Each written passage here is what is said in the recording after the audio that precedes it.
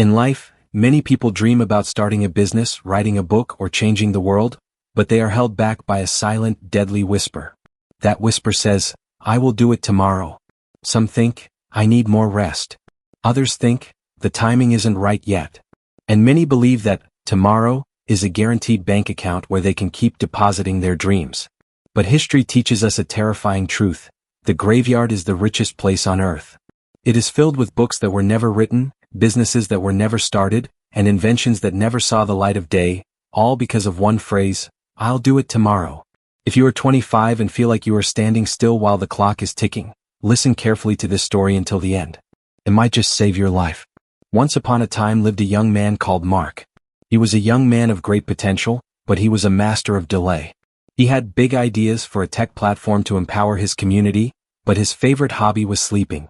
Every morning he had two choices: wake up and chase his dreams or stay asleep and keep dreaming them. He always chose the latter. One day Mark sought out an old man named Silas, who lived in a small house overlooking the city cemetery. People called him the keeper of the clock. He went to him and said, "Master, I have so much I want to do, but I can't find the spark. I feel like I have forever, so I always wait for tomorrow. How do I find the fire to begin?" Silas didn't look up from a grave he was cleaning. He handed Mark a small empty hourglass and a heavy shovel. "I will give you the spark," Silas said. "But first you must dig a small hole right here in this empty plot of land and bury this empty glass." Mark began to dig. At first it seemed easy. But the deeper he went, the heavier the soil became. After 2 hours, his hands were blistered. The voice in his head started, "Why are you doing this today? You could finish this tomorrow.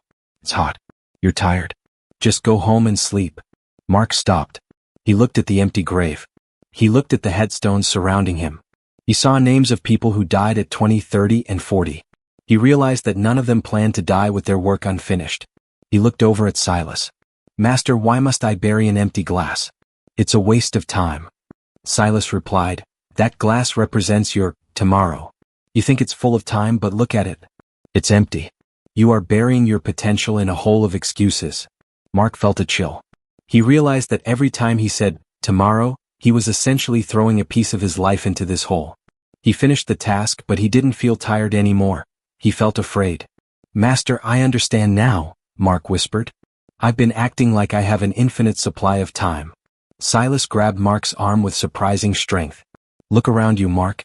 This is the only place where tomorrow actually exists. It is a land of broken promises."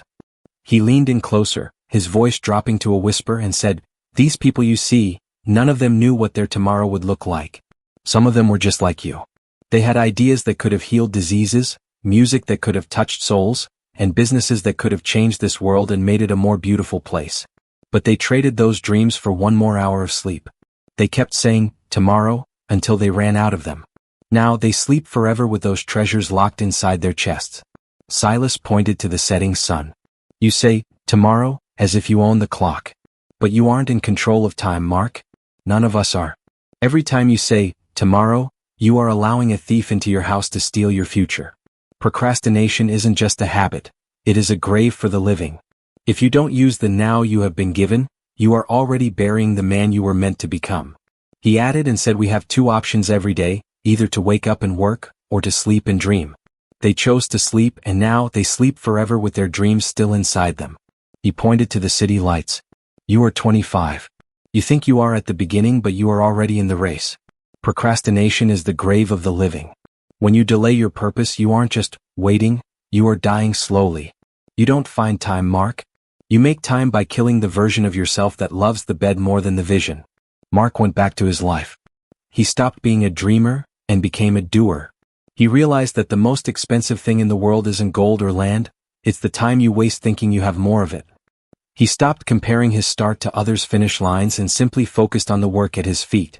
Every morning you have two choices. You can sleep on your dreams or you can wake up and chase them.